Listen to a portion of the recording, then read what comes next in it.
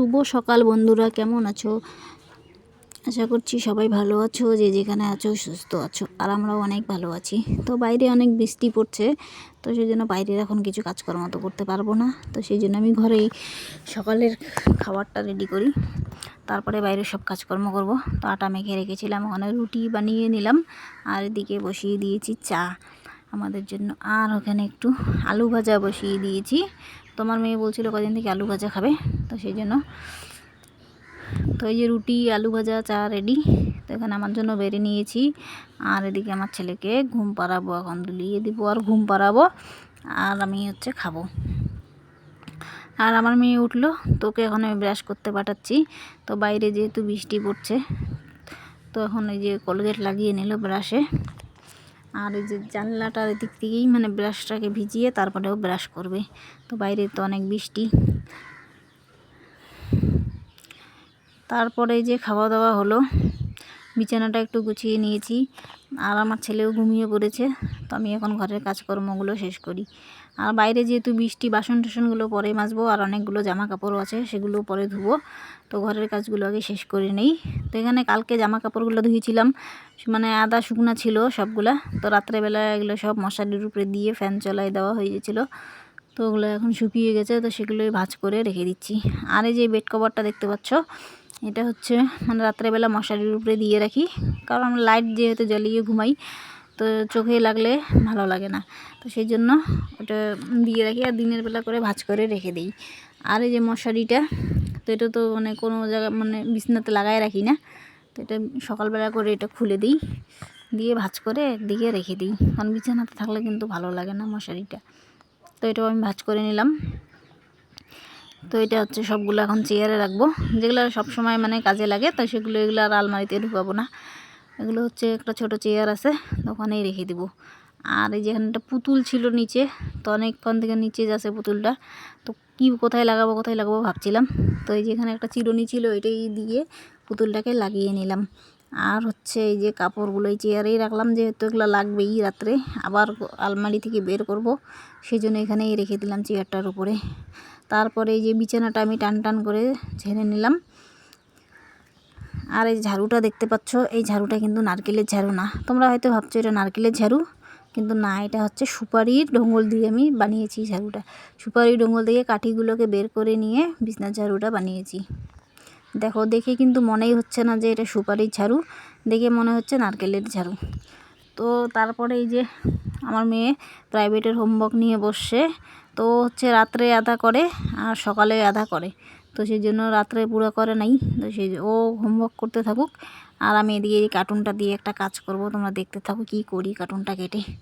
তার এই কার্টুনটা আমি মাপ ঠাপ নিয়েছি, নিয়ে এখন এই যে কেচি দিয়ে কাটলাম। তো কাটা হয়ে গেছে। তো এই যে শোকেসের কাজটা ভেঙে গেছে, তো এখানে আমি লাগাবো। আর ভিতরে কিছু রাখা যায় না, ইঁদুর আরশোলা ঢুকে খুব ইসে করে। তো সেই জন্য কিন্তু কিছু রাখি নাই এখানে, এমনি কোনো কাজের জিনিসগুলো রাখছি, যেমন এই প্লাস, স্ক্রুড্রাইভার, আরও অনেক কিছু। তো এগুলোকে আমি বের করে এখানে বাসন রাখবো। তো ইঁদুর আরশোলা খুব অত্যাচার করে, তো সেই জন্য আমি এই যে কার্টুন লাগাচ্ছি। তো প্রথমে কার্টুনটা কেটেছিলাম, একটু বড় হয়েছিল, তারপরে কার্টুনটাকে কেটে আর একটু ছোট করলাম, করে দেখো এবার কিন্তু ফিট হয়েছে। আর দেখো উপরের কাজটাও যেহেতু ভেঙে গেছে, বাসন রাখা আছে, ওইটা তো আমি আগে লাগিয়েছিলাম কার্টুনটা, আর নিচেরটাতে লাগালাম আজকে। দেখো এটা লাগানোর পর কিন্তু মনেই হচ্ছে না যে সে ভালোই লাগছে লাগানোর পরে, আর কিছু দেখাও যাচ্ছে না। আর তারপরে এই যে আমি ড্রেসিং টেবিলটা একটু কলিন দিয়ে মুছছি। আর এদিকে কিন্তু আমার ছেলে উঠে পড়েছে, তো ওকে এখন একটু ধুলাই দিব, আর এই যে কাজগুলো করব। তো এই যে টিভিটাও মুছে নিচ্ছি। তো ধুলো পড়লে ভালো লাগে না, প্রত্যেক দিন যদি অল্প অল্প করে মুছা যায় তাহলে কিন্তু অতটা একটা ধুলোটা পড়ে না। আর যদি ভাবি যে আজকে মুছবো না কালকে মুছবো, এটা করলে কিন্তু অনেকটাই ধুলো জমে যায়, পরে মুছতে অসুবিধা হয়। আর প্রতিদিন যদি আমরা একটু একটু করে মুছে নেই, তাহলে কিন্তু ধুলোটা সেইভাবে আর কি পড়ে না। তো সেই জন্য আমি চেষ্টা করি প্রত্যেক দিন মুছার। আর এই যে গোদরেজটা, তো এখানেও কলিন দিয়ে ভালো করে মুছে নিচ্ছি। তো ধুলা টুলা জমে থাকলে সেটা চলে যাবে। আর এই দেখো আমার ছেলে ঘুম থেকে তো উঠে পড়েছে, তখনই তোকে ধুলাই দেওয়া হচ্ছিলো। তোকে খাইয়ে ঠাইয়ে এখন একটু হাঁটাচলা করছি ওকে নিয়ে। বাইরে তো বৃষ্টির জন্য যাওয়া যাচ্ছে না, নাহলে তো বাইরে নিয়ে যেতাম। তো ঘরেই একটু হাঁটাহাঁটি করছি। তারপরে এই যে চলে এসেছি এখানে মাংসর দোকানে। তো আমার ছেলেকে আমার জায়ের কাছে রেখে আমি মাংস নিতে আসলাম। আমার মেয়ে বলছিল অনেক কয়দিন থেকে চিকেন খাবে, তো আসা হচ্ছিল না। তো আজকে ভাবলাম আজকে যাই নিয়ে আসি, অনেক দিন থেকে বলছে যেহেতু। তো দেখো বাইরে এত বৃষ্টি হয়েছে, অনেক জল ঠল জমেছে, রাস্তাঘাটের কি অবস্থা। তো এই যে এখানে চিকেন নিয়ে আসলাম। তো এখানে আছে 500 গ্রাম, তো দুজনের তো হয়ে যাবে। আর এখানে আলু কেটে নিয়েছি, আর এখানে কড়াই বসিয়ে দিয়েছি, কড়াইয়ে তেল দিয়েছি। আর এখানে মাংসটা মেখে রেখেছিলাম হলুদ আর হচ্ছে জিরার গুঁড়া, ধনিয়ার গুঁড়া দিয়ে ভালো করে মেখে রেখেছি।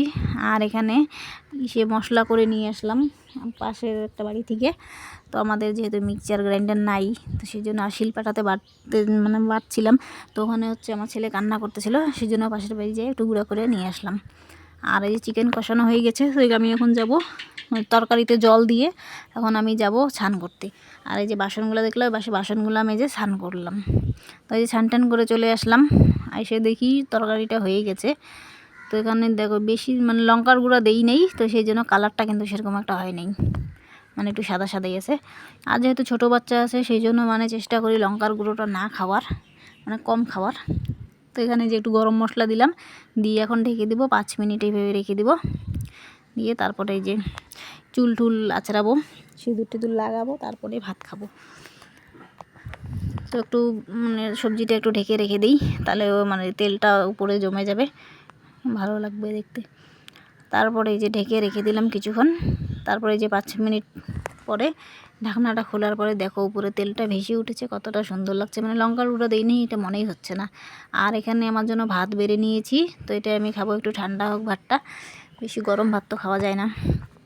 তো এই যে সন্ধ্যাবেলা এখন আমার মেয়েকে হোমওয়ার্ক করতে বসিয়ে দিয়েছি। তো ভিডিওটা আমি এখানেই শেষ করছি। যদি ভালো লাগে লাইক কমেন্ট করে দিও, চ্যানেলটাকে সাবস্ক্রাইব করে আমার পাশে থাকো। আর দেখা হচ্ছে নেক্সট কোনো ব্লগে।